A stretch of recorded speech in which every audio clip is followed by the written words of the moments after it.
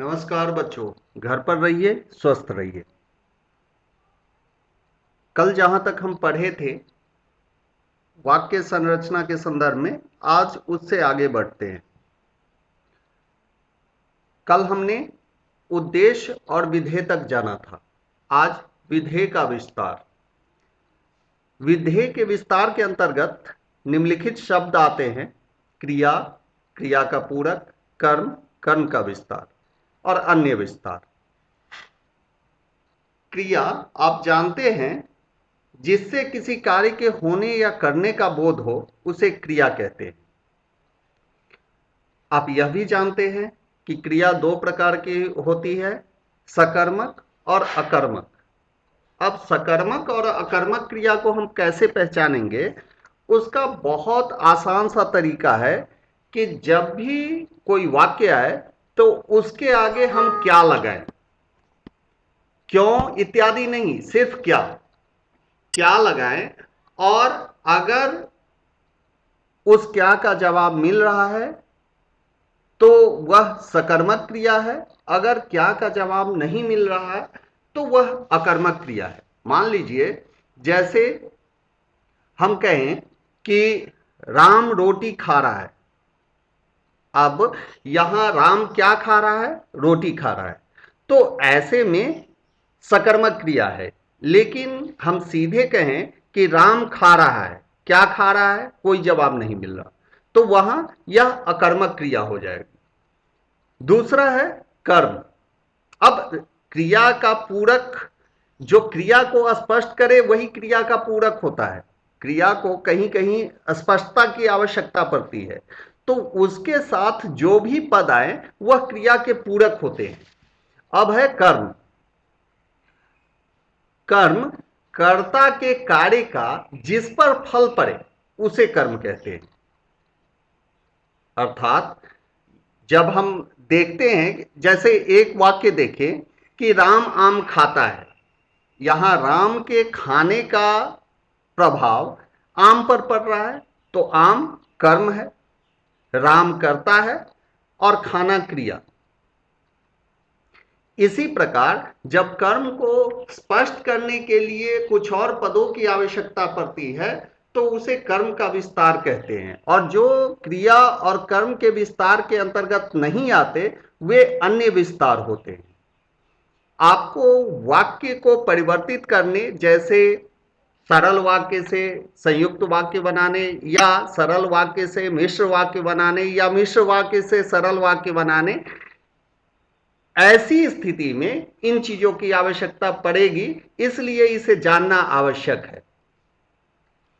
अब उसी को समझाने के लिए यहां ढेर सारे उदाहरण दिए गए हैं। आप उसे पढ़िए, जहां परेशानी हो मुझसे पूछ सकते हैं।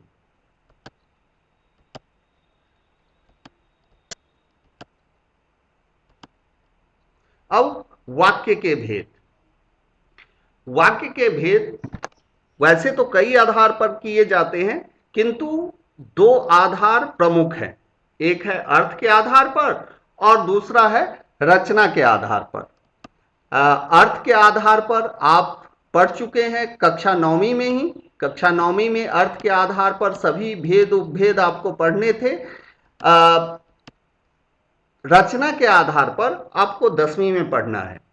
रचना के आधार पर वाक्य के 3 भेद होते हैं: सरल वाक्य, संयुक्त वाक्य, मिश्र वाक्य।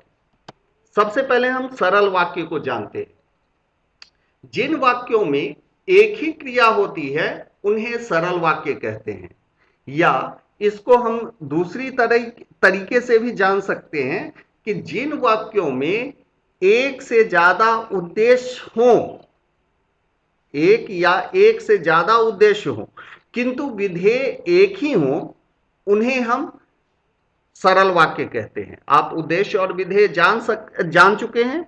उद्देश्य, मैं पुनः याद दिला दूं आपको कि जिसके बारे में कुछ कहा जाए वह उद्देश्य है, और उद्देश्य के बारे में जो कुछ कहा जाए वह विधेय है। तो सरल वाक्य में एक से ज्यादा उद्देश्य हो सकते हैं किंतु विधेय अर्थात क्रिया एक ही होगी। जैसे आप देखिए कि दो वाक्य हम लेते हैं, राम दौड़ता है, यहां उद्देश्य भी एक है, विधेय भी एक है। राम अकेला उद्देश्य है और दौड़ना अकेला विधेय है। दूसरा वाक्य लें, राम और मोहन दौड़ते हैं, यहां राम और मोहन दो उद्देश्य हो गए, किंतु विधेय एक ही है, दौड़ना एक ही है। तो इसलिए जहां एक या एक से ज्यादा उद्देश्य हो किंतु विधेय एक ही हो, वो सरल वाक्य कहलाता है। संयुक्त वाक्य, जिन वाक्यों में आए सभी उपवाक्य समान स्तर के होते हैं उन्हें संयुक्त वाक्य कहते हैं। ये उपवाक्य समुच्चय बोधक अव्ययों से जुड़े होते हैं।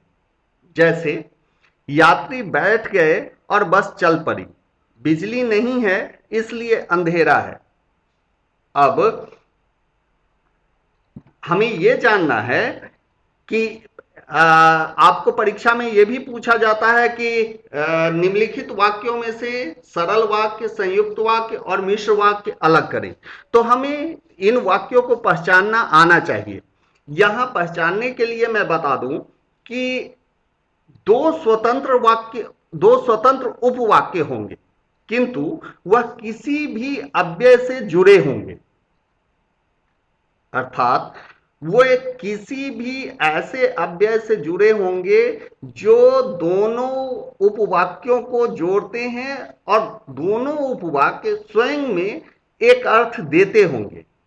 और ये अव्यय हो सकते हैं और, तथा, परंतु, किंतु, लेकिन। ये शब्द, ये अव्यय वहां आ सकते हैं और उनसे दो स्वतंत्र उपवाक्य जुड़े होंगे। जैसे यात्री बैठ गए एक स्वतंत्र उपवाक्य है, बस चल पड़ी एक दूसरा स्वतंत्र वाक्य है, और अव्यय से ये दोनों वाक्य जुड़े हुए हैं, तो यह संयुक्त वाक्य है। मिश्र वाक्य, जिन वाक्यों में आए उपवाक्यों में एक उपवाक्य मुख्य हो और शेष उपवाक्य मुख्य उपवाक्य पर आश्रित हो, उन्हें मिश्र वाक्य कहते हैं। मतलब एक उपवाक्य मुख्य उपवाक्य होगा और बाकी के जो जितने भी उपवाक्य होंगे वो उस पे आश्रित होंगे। जैसे यहां पर दिया गया है, सिपाही ने उस युवक को पीटा जिसने जेब काटी। यहां सिपाही ने उस युवक को पीटा और जिसने जेब काटी, ये दो उपवाक्य हैं जिसमें से एक मुख्य उपवाक्य है और दूसरा आश्रित उपवाक्य है। आप देख सकते हैं, सिपाही ने उस युवक को पीटा मुख्य उपवाक्य है, जिसने जेब काटी थी वह आश्रित उपवाक्य है। यहीं पर आपका वाक्य खत्म हो जाता है। आप इसका लगातार अभ्यास करें, उसी से आपको इसमें परफेक्शन आएगा। धन्यवाद।